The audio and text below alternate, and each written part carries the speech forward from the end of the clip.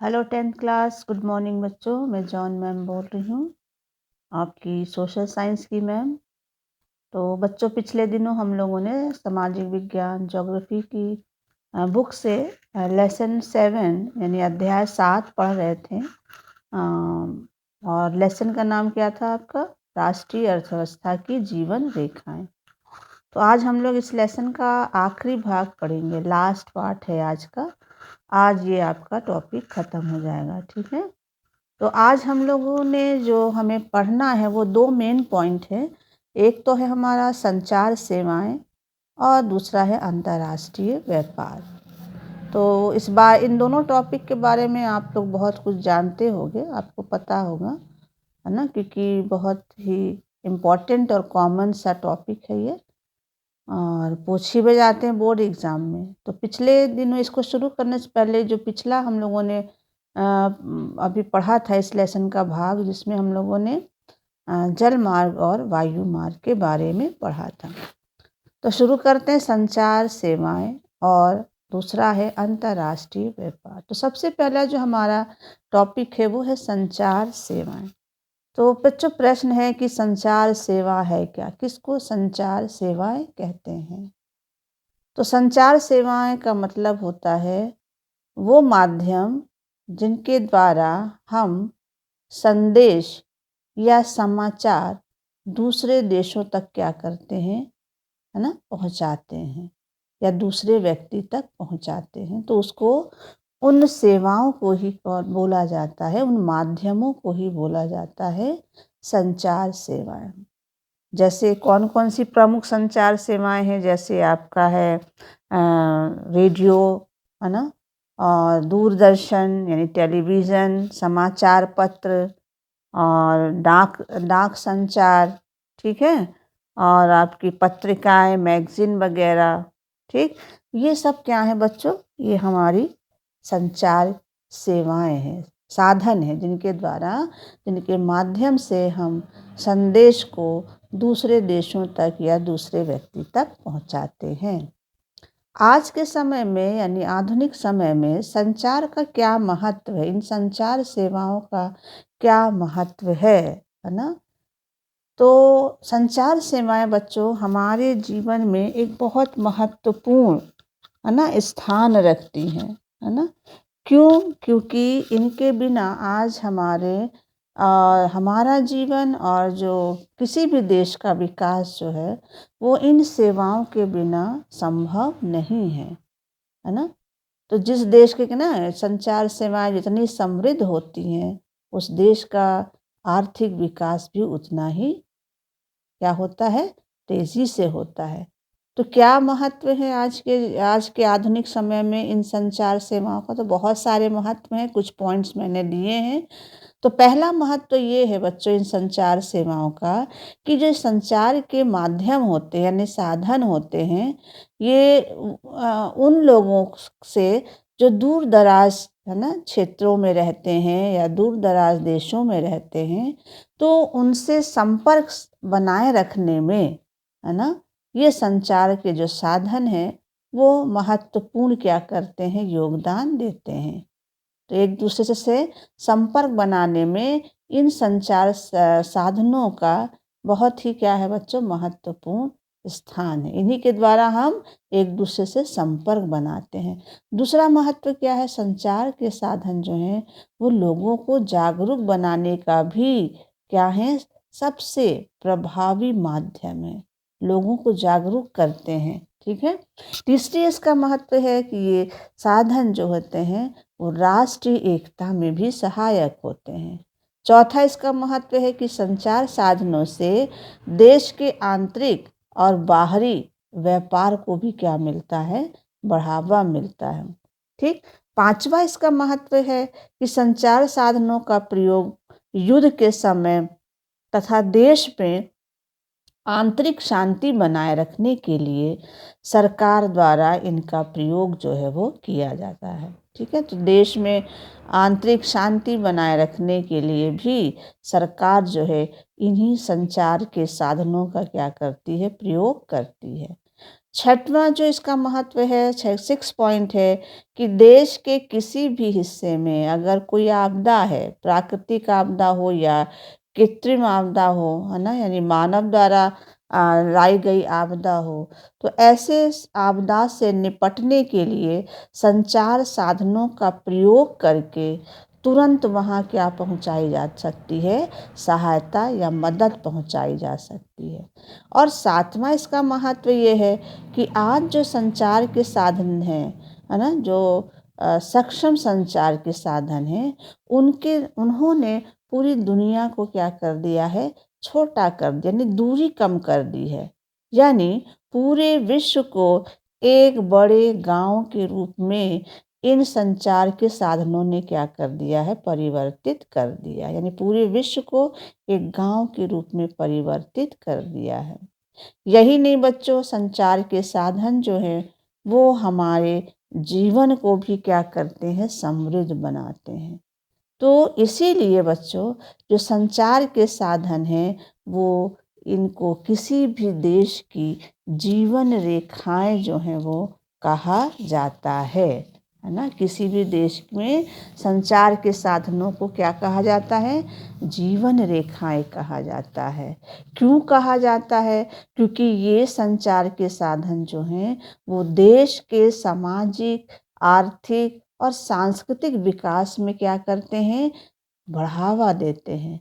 इसलिए आज संचार के साधनों को देश का, किसी भी देश का क्या कहा जाता है, जीवन रेखाएं कहा जाता है। तो कई सारे हमारे संचार के साधन हैं जिनका हम आज प्रयोग करते हैं, जैसे हमारा दूरदर्शन है, यानी टेलीविज़न है, टेलीफोन है, डाक तार है, फैक्स है, समाचार पत्र हैं, पत्रिकाएं हैं, ईमेल है, उपग्रह सेवाएं, ये सभी संचार के क्या हैं, प्रमुख साधन हैं, माध्यम है। अब आता है भारत में संचार सेवाएं, है ना। तो भारत में जो संचार सेवाएं हैं उनको हम 3 भागों में रख सकते हैं। पहला है डाक तार सेवा, दूसरा है इलेक्ट्रॉनिक माध्यम या जिसको हम जनसंचार भी बोलते हैं, और तीसरा है मुद्रण माध्यम, है ना। तो ये 3 माध्यम हैं जिनके द्वारा संचार सेवाएं जो हैं वो क्या की जाती हैं, संपादित की जाती, संचालित की जाती।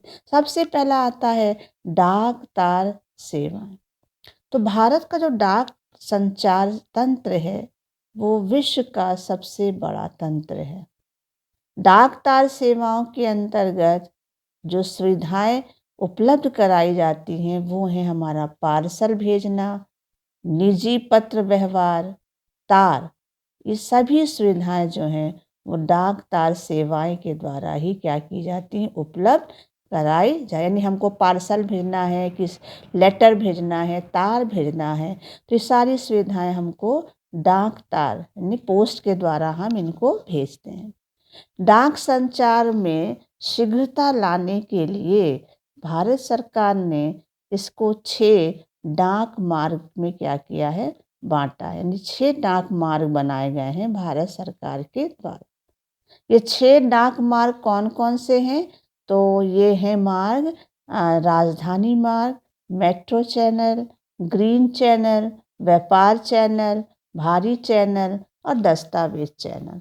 इन नामों से इन 6 डाक मार्गों को जाना जाता है। तो ये 6 डाक मार्ग बनाए गए हैं भारत सरकार के द्वारा ताकि संचार सेवा में क्या लाई जा सके, शीघ्रता लाई जा सके, है ना। दूरसंचार तंत्र में भी भारत के 2/3 से अधिक गांव को एसटीडी यानी दूरभाष सेवा से क्या किया गया है, जोड़ा। एसटीडी सेवा आप जानते होंगे, आईएसटी जो होता है वो इंटरनेशनल सेवाएं उपलब्ध कराई जाती हैं, और एसटीडी सेवा जो होता है वो देश में शहर और गांव में है। तो पहले गांव में ये सुविधा नहीं थी, लेकिन अब भारत सरकार के द्वारा भारत के लगभग 2/3 से अधिक गांव में एसटीडी दूरभाष यानी फ़ोन की सुविधा क्या की गई है, उपलब्ध कराई गई है। अब आता है दूसरा माध्यम हमारा कौन सा है संचार का, वो है इलेक्ट्रॉनिक माध्यम या जिसको हम जनसंचार बोलते हैं। तो इलेक्ट्रॉनिक माध्यम या जनसंचार में कौन कौन से साधन आते हैं? तो आपका रेडियो आता है, टेलीविज़न आता है यानी दूरदर्शन। ये सभी क्या है? दोनों इलेक्ट्रॉनिक संचार के माध्यम यानी जनसंचार के माध्यम है ना?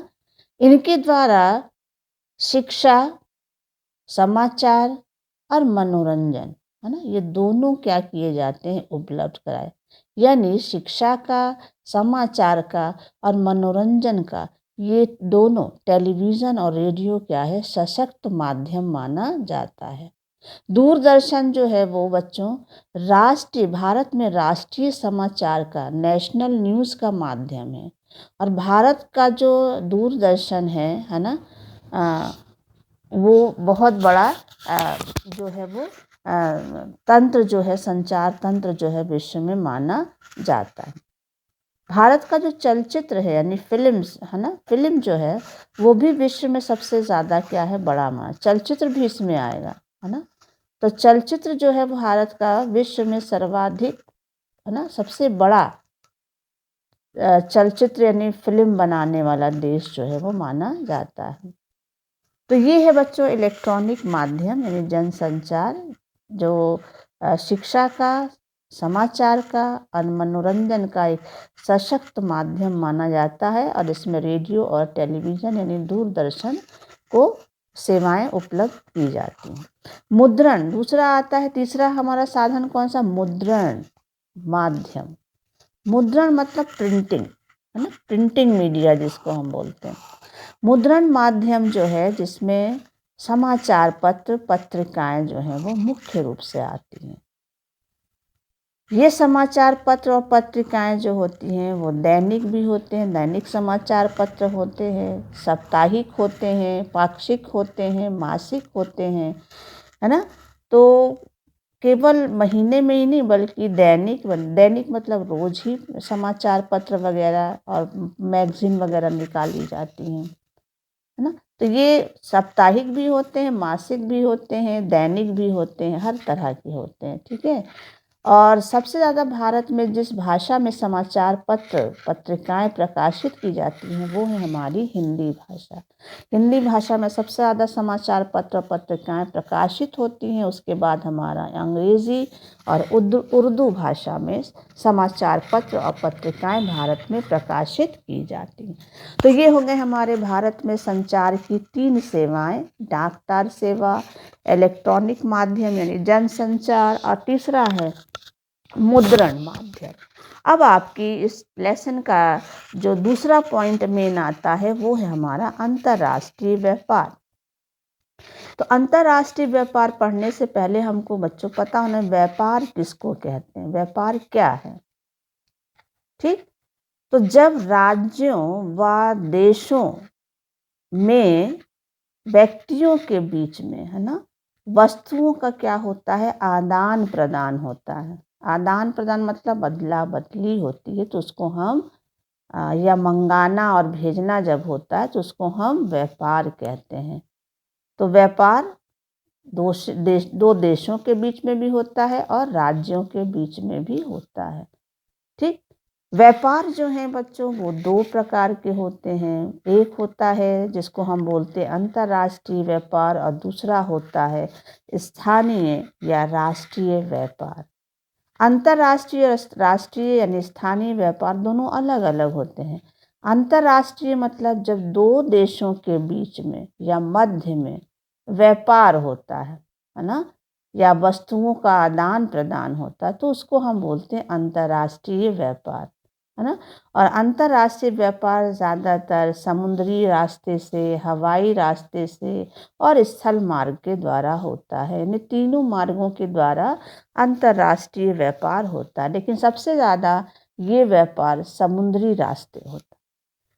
दूसरा व्यापार कौन सा? स्थानीय या राष्ट्रीय व्यापार। स्थानीय राष्ट्रीय व्यापार उसको कहते हैं जब वस्तुओं का आदान प्रदान, है ना, किसी देश के अंदर ही हो या देश के अंदर राज्यों में, शहरों में, कस्बों में और गांव के मध्य जब वस्तु का आदान प्रदान होता है तो उसको हम स्थानीय है ना या राष्ट्रीय व्यापार के नाम से जानते हैं। ये व्यापार ज़्यादातर स्थल मार्ग के द्वारा ज़्यादा होता है, स्थल मार्ग और जल मार्ग के द्वारा होता है। तो ये हो गया बच्चों 2 तरह के व्यापार। अब आता है व्यापार के घटक। व्यापार के 2 घटक होते हैं बच्चों, एक होता है आयात और दूसरा होता है निर्यात। आयात जिसको का मतलब होता है वस्तु मंगाना, यानी जब हम किसी दूसरे देश से या किसी दूसरे बाहरी क्षेत्र से सामान क्या करते हैं, वस्तु मंगाते हैं, तो उसको हम आयात बोलते हैं, है ना, यानी इंग्लिश में इसको इंपोर्ट बोला जाता है। निर्यात यानी जब हम दूसरे देशों को वस्तु क्या करते हैं, भेजते हैं तो उसको हम बोलते हैं निर्यात। भेजने को निर्यात और मंगाने को आयात, है ना, यानी इंग्लिश में इसको एक्सपोर्ट बोलते हैं, इसको इंपोर्ट और इसको एक्सपोर्ट। तो ये हो गए व्यापार के 2 घटक। अब आता है व्यापार संतुलन।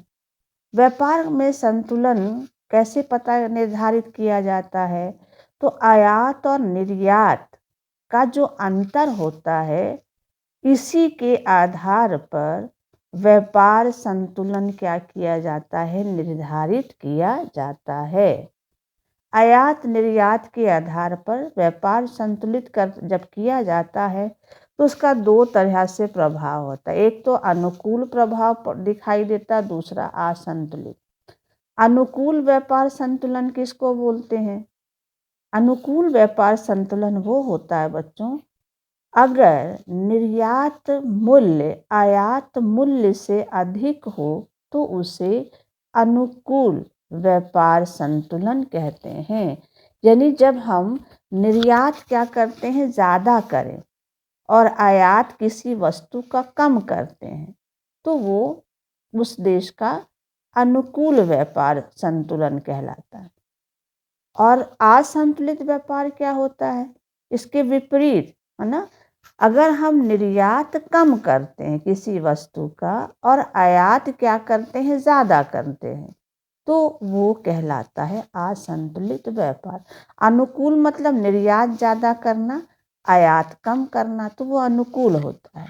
और असंतुलित का मतलब निर्यात क्या करना, कम करना, और आयात अधिक करना, यानी कम भेजना और मंगाना वस्तु ज़्यादा, तो उसको हम बोलेंगे असंतुलित व्यापार। ठीक, तो ये हो गया व्यापार संतुलन। अब आता है, अब कौन सी वस्तु हैं जो भारत से निर्यात की जाती हैं, कौन सी वस्तुएं हैं जो भारत से में आयात की जाती हैं। तो भारत से जो चीज़ें निर्यात होती हैं, यानी जो भेजी जाती हैं दूसरे देशों को, उनमें जो प्रमुख वस्तुएं हैं वो हैं इस प्रकार। पहली वस्तु है रत्न व जवाहरात, है ना, जो कीमती पत्थर वगैरह होते हैं।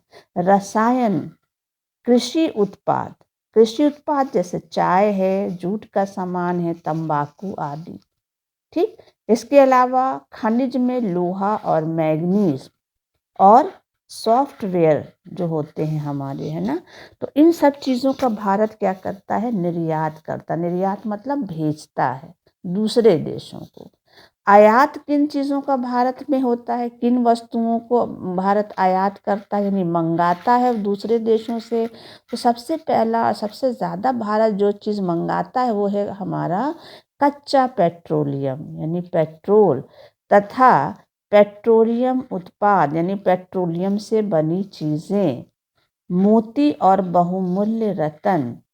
ठीक, छपाई की मशीनें, जो प्रिंटिंग मशीन होती वो, मशीनरी, उर्वरक, वनस्पति तेल, अकार्बनिक रसायन और धातु, ये सब भारत क्या करता है, आयात करता है। तो ये इम्पॉर्टेंट है बच्चों, बोर्ड में पूछा जाता है कि कौन सी चीज़ भारत निर्यात करता है, कौन सी चीज़ आयात करता है। ठीक है, या व्यापार संतुलन क्या है, व्यापार के घटक क्या हैं। ठीक, अंतर्राष्ट्रीय और राष्ट्रीय व्यापार में क्या अंतर है। ठीक है, तो ये टॉपिक आज आपका ख़त्म हो गया। और उम्मीद है आपको ये समझ में आ गया होगा लेसन कि इम्पॉर्टेंट लेसन है। तो थैंक यू बच्चों। अगले वीडियो में हम लोग इकोनॉमिक्स का जो 2 लेसन बचा है वो हम लोग इकोनॉमिक्स का लेसन पढ़ेंगे।